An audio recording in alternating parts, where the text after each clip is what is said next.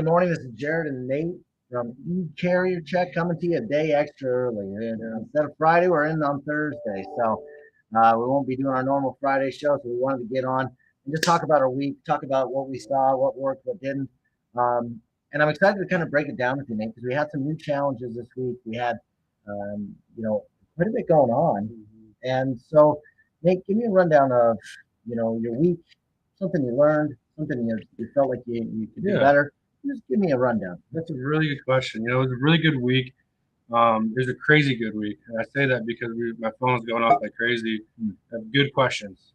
So that tells me something we're moving. A lot of the questions I seem to be running across, trying to find some carriers to dispatch for, trying to find, shippers that may make sense for me to be calling. So a little bit of what I've heard that week. I mean, something that I definitely personally I know with Ecarriercheck need to get better is I'm going to reach out to my community a little bit more. So if you are signed up, be aware you're going to see some emails from myself, maybe Jared. We're trying to reach out to. Let us know if you need anything. So Yeah, I want to make sure we're training you right and getting you familiar. absolutely. I think something that was really interesting for me for this week was, I've been reading a couple books on habits, and I walk so much and I'm out and about. I kind of get through books really quick, and you just have to wonder, from a habit standpoint, you know, when a freight broker gets in, when a dispatcher gets in, a carrier gets into the office and they start their day, what do those habits look like? Right? I remember when I first started taking a pill, I have high blood pressure. And when I first started taking a pill, I left it out in the kitchen. The pill was out in the kitchen. And half the time I forgot it was over there. And funny enough, I started to read a book about habits back then. And it's like, hey, you got a new habit. Well, what do you do all the time, right? And so I put my toothbrush, put my pill by my toothbrush. I brush my toothbrush. And so, to a certain extent, I almost want to, see, from a broker standpoint, carrier standpoint, whatever they do, when they get in the morning, you open up your TMS, you open up your, truck stop with that, or, then you open up your carrier check, right?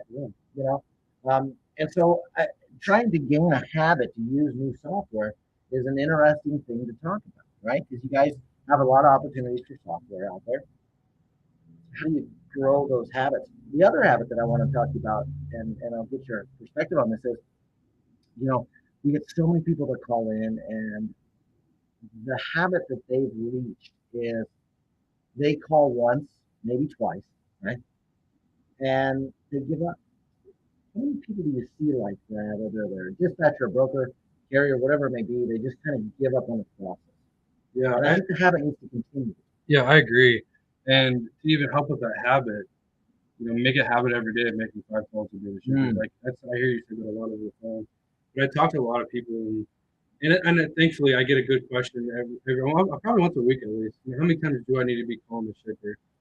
But maybe call them once, call them, maybe again Friday, or maybe Friday's not a good day. So call them on Monday. Follow up with an email. You definitely got to do multiple touches, especially depending on the size of the shipper that I've learned. Yeah. So it's kind of figuring out where it best fits for yourself. Yeah. You don't know unless you do it. Yeah, exactly. And I think the other aspect of this is, we're economically speaking right now in a weird time where there's not as much freight as there was before, or we're definitely in that part where shippers have options. They've got plenty of people. So freight brokers, you're going to get those same conversations. Hey, we're not adding more friggin' vendors right now, or we're not adding brokers right now. And carriers, you might get, well, we're just, we got a good carrier mix, right? Or your customer routed. That's Exactly. a big one. I heard you get a lot of customer routed. So I think it's really important that you continue to build trust with people, provide value, and you provide value in those emails and phone calls by those little things that you say. Right? So just because they don't need you today, or they don't want you today, whatever it may be, right? Continue to make those maybe monthly touches, maybe once a month. Yeah. Because I feel like that lead could potentially turn into a flower later down the road. Yeah, exactly. There was a gal, I think it was on yesterday's call, where she said, "Hey, I just got this lady that,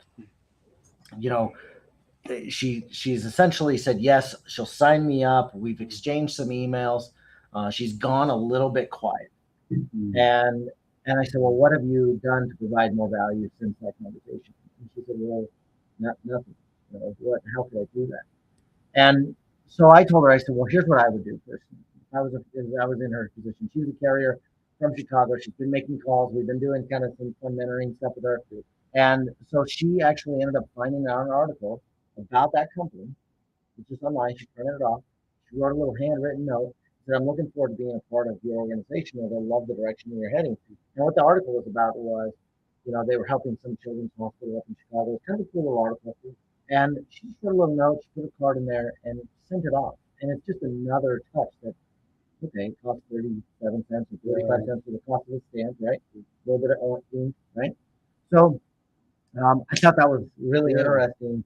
And I think, as we keep talking about habits, you gotta you gotta stay the course. You gotta compound your work. You compound your way you're sending emails and compound the way you're sending those phone calls. You just gotta keep going because we're in a tough economic time right now, right? And we can't control that. There's no reason to try to think you can control the economy, but you can't control how many times you follow up, how many phone calls are you doing, how many emails, how are you adding value, what are you doing to grow your knowledge in our industry. Right, and how you do it. One thing that I've definitely been getting out there is be creative. One of my favorite stories from a broker was he sent a plastic foot in the mail to try to get food in the door, right? So if you don't think like that, maybe try to, watch more videos, maybe touch base with brokers and see some of the things they've done. Contact us, maybe we can bounce off ideas that you've maybe heard of, I've heard of, whatever. But I think being creative in the way you touch, base with shippers or even carriers can really help you. Just put yourself around people that want to help you be creative and want you to grow. Yeah. I think that'd be the best thing. Well, that's such an interesting example. We had the opportunity to talk to a shipping manager this week. Yeah. And got to see behind the curtain, got to see behind what she sees with phone calls, with voicemails, with emails. We got to kind of catch all perspectives, right? There's some software out there that'll give you people's cell phone numbers, things like that, right? And it was interesting to hear. She's like, "Oh, I get all these emails from brokers all the time, and they all kind of say the same thing. I got a truck, right? You know, so try to be creative with your emails, but keep them short. I mean, a good email, should be 4 to 5 words in the subject line, 3 to 5 words somewhere in the subject line, and the actual part of the email should be 3 sentences, right? 3 or 4 sentences at the most with an action item. The action item should be, you have 15 minutes where we can discuss how we're seeing fuel and the capacity in your area that may impact you, right? You're going to want to be creative with what you're asking for so that you're providing value for them. I agree. And do that same thing with carriers. And I'm going to be working with this young lady probably next week. She was using Ecarriercheck. She's having a hard time finding carriers to dispatch for. And I have so many ideas I'm going to share with her next week. And, it's just kind of going to be on that other end of making those calls and how can you differentiate yourself? I can't talk. Yeah. How can you make yourself different from other dispatchers, right? And things like that, making sure they understand, well, hey, you're going to be getting into Atlanta and this is what the weather looks like. And this is what the gas prices look like. So I think little things like that for dispatchers, could really help those carriers maybe flock towards you more. Yeah. But it is tough as a dispatcher to find carriers to dispatch for. I will agree with that. Oh yeah, it's tough. I think and if anyone has questions, thoughts, comments, please leave them in there. We'd love to hear from you, and answer any of those questions that you have. I think as a dispatcher, I think the biggest thing is you need to put yourself in their shoes. Yeah. Right. They're a driver. They're on the road. They're dealing with all these weird variabilities out there. Fuel's different in some places. The maintenance on your truck is, who knows what's going on? Do they have to get tires? They blow a tire? Did they break something on the trailer? Right? There's all these variabilities that add stress. We as humans are always in this state. You either want certainty or things get into uncertainty and then you become stressed and anxiety drives. So how do you connect and relate to those people on their level, knowing, do they know their costs? Do they communicate well? Do they struggle communicating? Right? How do they like to communicate? Boy, there's an interesting question. Would they rather have text or emails or is it a phone call every time? You got to connect with them and build trust in some way or another. Right? This is why I always say to dispatchers, call locally, right? Call people that, hey, I'm from Delaware, you're from Delaware, or you're in the New England area, I'm in the New England area. Let's sit down and talk about your business and what your goals. Yeah, that's actually what I was helping this guy named Darren out. Trying to find some carriers. So let's start local. He lived in, I believe it was Maryland. So we lived in Maryland, and now lives in Florida. So now, we looked in Florida, put a list together, which you can do in Ecarriercheck, and we left some notes on some carriers and their importance. And he said that he found himself sleeping at his computer one day. I said, leave your notes. Make sure you leave everything you talk about with the carrier. Make sure you understand what they're listen to them. And he was a carrier himself. I said, you already have an advantage right there. Yeah, that's huge. When you already know what they're going through, you can relate to people so well. This is why when I was a broker, I loved roofing. I could relate to everybody about it. Didn't matter if it was on the front end of the supply chain. I've already got those scars. I knew that the Home Depot and Lowe's system is a challenge, and if you don't get your appointments, it's a challenge. On the other end of it, I knew that hoppers filled up too fast, and there'd be issues with detention and layovers and all this stuff. I already knew the issues, and those came from scars. And you have to find those scars. You have to get there somehow. And the only way you're going to do that is doing exploratory phone calls and start to expose yourself to those brokers, those dispatchers, those carriers, those shippers. Because gosh dang, it just seems like honestly, the only thing that I can say is that people just have to maintain their habits because they get so caught up in the first three calls. Man, I'm just going to keep it going. I don't want to keep bothering them. I heard somebody say this on that mentoring call yesterday. They said, well, I don't know when the best time to make a cold call is. Or I don't want to bother them, before 7. Or, it was so interesting to hear their mindset before they were going to make calls. And it's like, no, you're not bothering them. You're a solutions provider that provides this specific solution. She's a carrier, and a good carrier, and a large carrier for that matter. And it's like, no, you should feel confident with providing a solution. Don't feel afraid to pick up the phone and have an exploratory call on providing a service. Yes, I agree. I think, from the sales point aspect of my life from the last 6, 7 years, picking up the phone and calling people, cold calling. I remember my first call. I was trying to call this family, right? And I was nervous. So after your first, maybe 10, 20 calls, or my calls, I got a little bit relaxed, started getting easier. So I think my advice to everyone in the industry, pick up the phone and call. Maybe it's someone random you find on the list, and just have that conversation with them and see what they have to say, because you will learn and pick up things that you should be asking. Yeah. So every time, every single time. I think that whether it's the transition from the gatekeeper over to the shipping manager and making sure you squeeze in that last question, hey, what's the shipping manager's name? Or just those little nuances that you can get a little bit better on that you get. Well, it's fun this week. We were doing Shaggy's class, and Shaggy had some good info. Like, oh, you could ask this, you could ask that. Yeah, definitely. Like, remember, write those questions down. Don't forget to ask them. Yeah. Put a note, like you have your notes right here on your computer. So put your notes on your computer, put your goals, whatever it may be, and you're rocking. I think that's something, and I wish you could see it. I don't know if you can or not, but on the bottom of my laptop, so I have what my daily goals are on my laptop. So when I walk in the morning, or when I'm sitting at my table at night, or whatever it may be, it still maintains and reminds me what I'm looking for. It reminds me of my why. It reminds me that, yes, I've had a couple weeks where they suck. There's no other way of saying it. I just had a terrible week. I felt like I let people down. You know what I mean? And then I kind of come back and I say, okay, there must have been something else that was driving those decisions. We have good goals. We have aggressive goals. But we're still, at the end of the day, for those of you watching, we're still a homegrown company, a bootstrap company that doesn't actually really throw out a lot of marketing dollars. So, what we get where we get population or popularity from is people telling their friends about us. They comment or like our videos.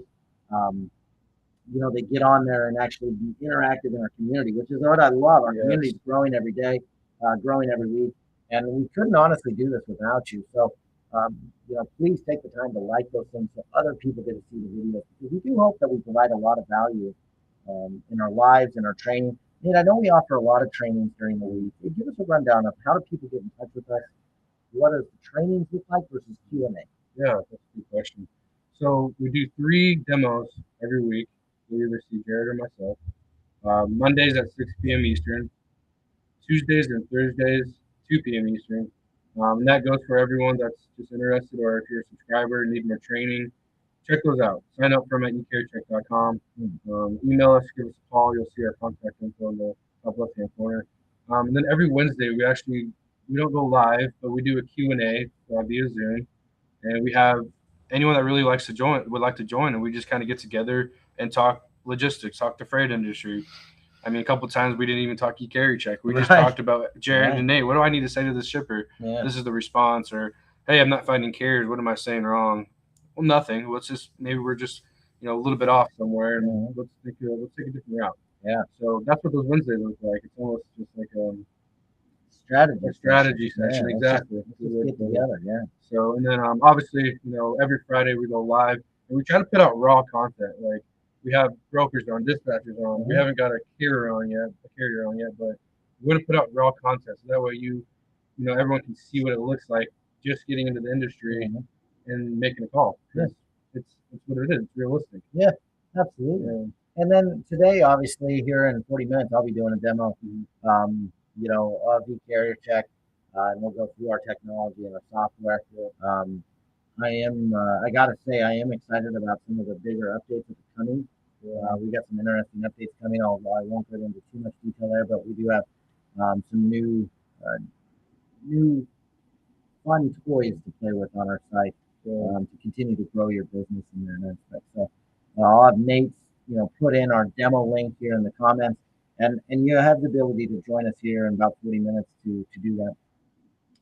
The kind of the last thing I wanted to talk about today, Nate, is when you get to a point where you just feel like giving up. How many people do we talk to? And we're in weird economic times. Phone calls are harder. Things are getting more. They're going to get tighter. It's going to get interesting. When you feel like giving up, where do you go? What do you do? That's a good question. When it comes to the work industry, I'm definitely reaching out to my coworkers. Talking about what's going on. Like you said, it could have been something else that's maybe driven me in that state of mind. Maybe it wasn't work that was making me want to give up, or maybe something outside of work. But I definitely reach out to the people nearest to me, or on that aspect for sure. It's funny that you mentioned that. I actually was sitting at home last night. I got an email. I looked at my phone, and she said, I'm thinking about giving up. I really need support. I'm super grateful she reached out to me, because I really want to help her and bounce some ideas off of it. Good example. She felt like giving up. She reached out to someone. So find a community that you can reach out to people, build some trust with those people in the community. We built so much trust. I can name a whole handful of people that I can trust and reach out to if I ever have any questions. So reach out to some people in the communities, reach out to the mentor, whatever it may be. Yeah. Let's get you the help. Don't give up. You might be this close to really making a change. So, honestly, we had a guy this week that called us out of Charleston. Nice guy. Loved this guy, actually. He was a vet. Thank you for the vets that helped us. And he said, hey, I'm about to retire from being in the service, and I really want to jump into logistics. And I said, well, where or what are you going to do? And he goes, well, what I'd like to do is start my own brokerage. I was involved in logistics in the military, and here's what I told him. Here's my advice to him, because he said he hasn't gotten a lot of traction yet. He needed some help and guidance, and I said, here's what I would do. First off, get yourself a mentor, right? Find somebody that can help you just get things sort of going in the right path. You don't want to have to learn, later down the road here's this, and right. And he was a sergeant too, by the way, which is kind of interesting. And I said, here's what I would do as well: is get yourself a mentor, get your business set up right, and get it so that you're at the base layer. You've got a good foundation. You've got your MC, you've got your insurance, get all that stuff taken care of. I said, but here's what I would do. And he lives in a pretty populated area. I said, I would call 10 shippers right in your area and call and just say, hey, can I talk to somebody in shipping, Mrs. Sergeant? I'm not going to say his name, it's easy. And and and tell them that you're thinking about getting into the industry and would like to get 20 minutes to understand some of the things that they do and start to build a relationship. Well, funny enough, he texted me this morning and he said, hey, I've got a lady helping me with my brokerage, and I've reached out to five shippers, and all of them have agreed to go to lunch with him next week. He literally has 5 lunches next week, one each day. And he, because he said this is Sergeant so and I'm just looking to, have somebody explain to me the industry, and what they deal with specifically. And literally, I'm going to guess. I don't know this, but I guess we'll find out. We could do a 6-month show on this and follow up. But I'm going to guess that one of those people ends up becoming his client. But he's going to get so much information for free, and he just took the approach of, here's my hat in my hand. I'm a humble guy. How do I get a shipper? Right. How do I understand what your challenges are?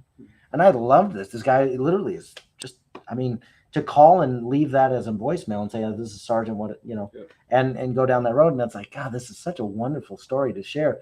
Because you honestly need to just take some of that time and locally reach out to some people and say, hey, can you explain to me what you deal with in shipping? And I think it's nice too, even if you get 1 out of 5 shippers, start building a relationship with. Well, guess what? There's still 4 more there in the corner. Yeah. That could possibly in the near future. So yeah, I'm sure he will definitely do this, but keep in contact with him monthly. Yeah, exactly. Keep him up to date. That wasn't even his goal either. He just wanted some help, and he had reached out to people. And sure enough, we got 5 lunches, 5 shipping managers to sit down with him next week and talk about it. It should be kind of interesting to hear how those go. So I'm excited to hear about that. But definitely take the time, reach out to people, reach out to your community, reach out to people that are in the industry. Because to be honest with you, our community, we're always wanting to help people grow. That's the number one goal at Ecarriercheck. How do we help you grow your business as a dispatcher, a carrier, a broker? Because we're the ultimate sourcing platform. You're truly one phone call, one relationship away from changing your business. Right? It's a crazy industry we're in. So, for some of you that are at home alone and working through this alone, you're really not alone. I promise you. Yeah. So definitely. And if you're struggling to reach out to someone, reach out to us. Reach out to Ecarriercheck, let's talk. And then maybe we can, lead you in the right direction somehow. But definitely a crazy place to be in. I think a couple things before we head out. If you ever have questions, send it to support@ecarriercheck.com. We answer. No kidding. It's got to be 100 questions. When people are asking us anything, we don't even care. We want to help you. There's some things that we can't help with. Yeah. I struggle with certain aspects of the freight industry, but I can tell you, I've got some sources around us that will get you to the next person that can. Okay. So, Nate, any thoughts, any closing thoughts before we head out? No, thanks for the 8 people that showed up today. I understand we were a day early. We got a demo, like I said, in about 30 minutes. I threw the link in the chat. I think everyone on Facebook can see it. If you're on our YouTube, just email us that you want a link, and I'll send it over to you when we get done here. But join us on that demo. Don't be afraid to reach out, and we hope to really partner up with you guys and just help you grow your business. So. Yeah. Thank you, guys. Have an awesome day.